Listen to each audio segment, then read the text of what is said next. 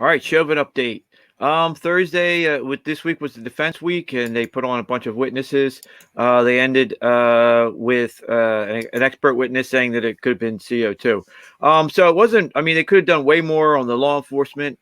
They could have done way more on the fact that Manuel had this approved. They could have done way more on the fact that there's some debate whether the one body cam shows the pictures we all saw show him putting his knee on the neck, but body cam from one of the officers, a couple officers down, show that it's in the shoulder blade, and even the prosecutor's own language is shifted from the neck to the neck area, meaning shoulder blade. So I could have done a lot more than that, but was a big win for the defense this week because Chauvin did not testify.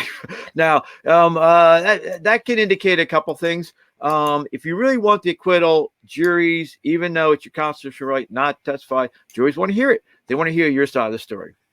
So third degree, the second degree murder, there's no way they were going to get that. Third degree murder, there's still a chance that they can get that, but defense must be feeling pretty solid that because the own expert witnesses, meaning the the medical examiner, and the prosecution witnesses differed on the cause of death, meaning that one of them, they're trying to say asphyxiation, meaning that it was his neck was closed off. But the ME, the medical examiner, he's saying, well, wait a minute, he didn't say anything about asphyxiation. He's talking about enlarged heart, 90% blockage, all the drugs in his system. So even the prosecution's own witnesses disagree. That's reasonable doubt.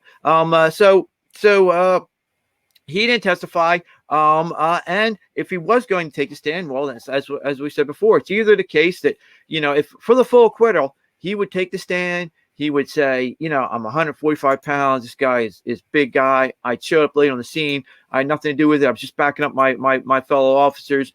I never would have done this. I'm going to, I'm so sorry. I apologize. This was an accident. Stuff like that. He gets a full acquittal. If he takes a stand and he is who he appears to be, a guy with 18 different complaints, scribbling like a maniac for each one of these on his little yellow pad. When somebody says something because he's some kind of control freak, then he goes away forever for everything. But that didn't happen. So big win for the defense. Now, the defense is way ahead. So on Monday, they're going to do jury instructions. That's the part where judges decide they don't like the fact that juries decide cases, so they throw a bunch of legalese at the jury, trying to confuse things. It should be completely illegal, but they do, and they dumb down as much as they can reasonable doubt. For example, they say something like, circumstances enough is evidence enough. You don't have to anybody. Nobody has to testify to actually seeing something. So you could go to sleep at night and wake up and there's snow out front and somebody's walked across that. You don't have to see that. Circumstantial evidence is enough to find somebody guilty. Blah blah blah blah and stuff like that. But fortunately, they're lousy lawyers, so they just wind up droning, and for about 2 hours, you get just a drone, and all you wind up doing is confusing the crap out of the jury. So it will come down to closings on Monday. Some people think that closings don't matter because it's already decided in the people's heads. Then the jury will get the case, and that's where it will get interesting. Remember where we are too. The three charges at risk are second degree murder, where you could get 20 to 40 years. And what they do is, to make a sentence legal, is it has to have a minimum and a maximum. So the 20 years would be the minimum he would do in jail before he could be released. Of course, you could be such a jerk, you spend the entire 40 years and don't get paroled. But they give you that minimum and maximum. So if you do everything right, you're a model prisoner and do all the program and stuff, you could be out of 20. There's no way they're going to get him for the second degree murder for that. But for third degree murder, he could do 12 and a half to 25, which was the Justine Diamond murder. If you remember, just last year, the Muhammad Noor, nutjob Somali immigrant, who they affirmative actioned up as fast as they could as a cop, even though, and then didn't call him back when he at a traffic stop pulled a gun and held it to somebody's head. That guy was driving around, was answering a phone. If you remember this case, there was a call for a police officer. There was a call. A woman, a Australian girl, thought she heard rape or somebody having sex, and she thought they were screaming for rape. So she calls 911, and they go looking in an alley of a fairly affluent area. And she goes out there to try and help them, and they're in an alley in a very affluent area. And he says he's spooked this Muhammad Noor nut, and she, unarmed with nothing in her hands, a woman, white woman with nothing in her hands, around 40s, fairly attractive. He sees her, says he's spooked because he thought it was an ambush. Pulls his gun, and in front of his, shooting past the face of his partner, shoots and kills her in the stomach. He got the second-degree murder for that, and it was he got 12.5 to 25 for that just last year. The other charge that he's facing is second-degree manslaughter, which is what we call voluntary manslaughter. The guidelines for that are 5 to 10 years, but sentencing. So what they do is the statutory maximum for that is 5 to 10 years. The guidelines, though, and what they did is they came up with a thing called guidelines to kind of to where you can have guidelines be mitigated or aggravated.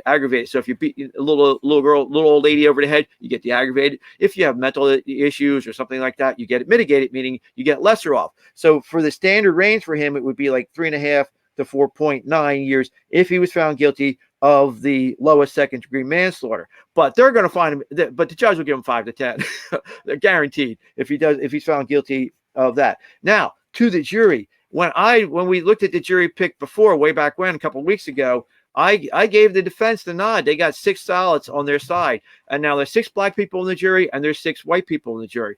But when we'll hear in the closings, and if I was doing the closing, the number one thing that I would hit with is, you were sold a pack of lies. What did you not hear in this entire trial? Not one word about race, not one N-word, nothing.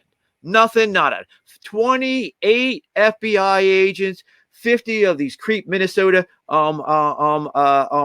investigators, their like version of the FBI, who in the Justine killing, when Justine killing served a warrant on her to find out whether she was intoxicated, whether she had any uncontrolled substances in her house, on her house, and for her writings. For of all sake, they literally served a subpoena on the victim because they were trying to do everything they can to cover up the fact that their nut job, that they affirmative actioned up a nut job who would just blast away at some poor unarmed girl calling in a rape.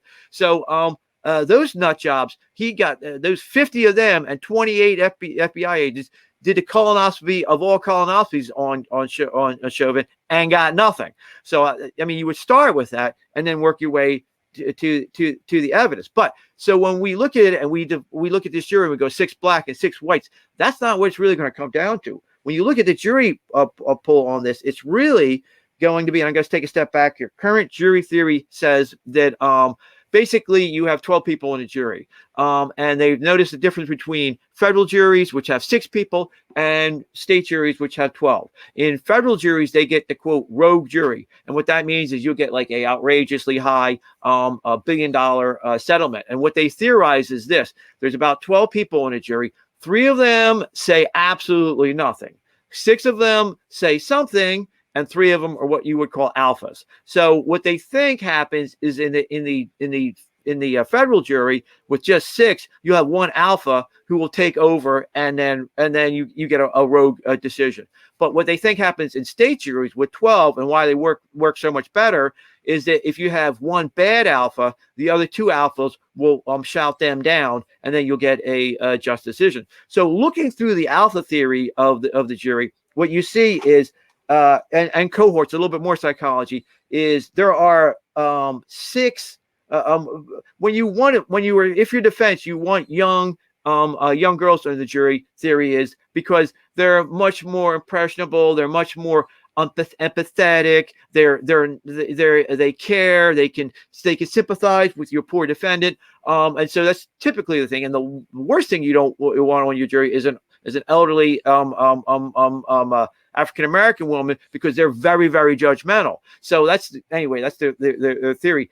And this jury it's not going to be about race per se as the number one issue. It's probably going to be about women because this jury has 4 men on it and 8 women. And the largest cohort is the women between 50, 50 and above. So there's, I think, 5. There's a 40-year-old, 3 50-year-old women, and 1 African-American, a woman who's in her 60s. So it's really going to be, the jury of those 5 women. And if you look at that, going through that, I can see 2 alphas right off the bat. I can see 2 arguments one way and one argument right off the bat. Juror number 5 is a single mom, high-level executive, works for National Association of Cannabis Business, and they got equity all over that website. So she's commie mommy, woke mommy, par excellence. She would be wanting to convict on all charges, but so I would pick her. I would think she's the alpha. She's one alpha, but combating that is nurse. Juror number 10, another 50-year-old white woman who, as a nurse says that it's a life experience over expert opinion. Deals and figure she's a nurse, so she deals with drugs. She deals with all the problems of it. She is got to be because she's a nurse and a professional, completely on the side of Chauvin. So she would be the alpha competing it. And let's face it, a nurse tells doctors off. So she's got no problem telling off some high-level executive. And so you can see this battle coming out. And it might just come down to, again, the older black female, juror number 11, who's in her 60s, turned off the video. But it says she's Black Lives Matters, of course, and has a blue relative.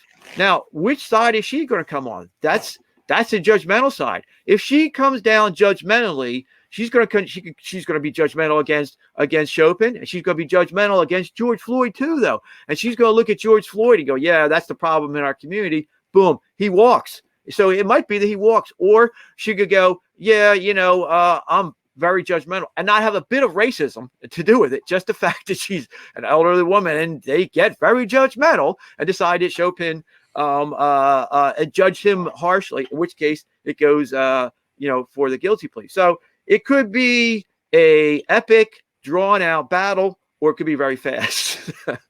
And as always, lawyers will say both because they want to appear to be smart. But as it sits right now, it's been a great week for the defense because it's hard to get your client not to testify, especially when he's a control freak nut who's used to pushing people around and bullying them.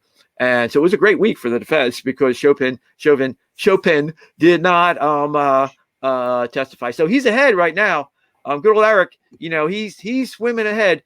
He can really if he's a grinder. He's been grinding it out. Now might be a time to put a little heat, bring a little heat, and see what he and step up and really take down the DA's case, because it's not a strong case. It hasn't been a strong case. And once again, we were sold a pack of lies. 30 cities burnt to the ground, 30 dead people, not one bit of race. Not one bit of race. Not one N-word, not one Mark Furman N-word 70 sometimes, not once. Not once. Sold a whole bunch of bill of goods.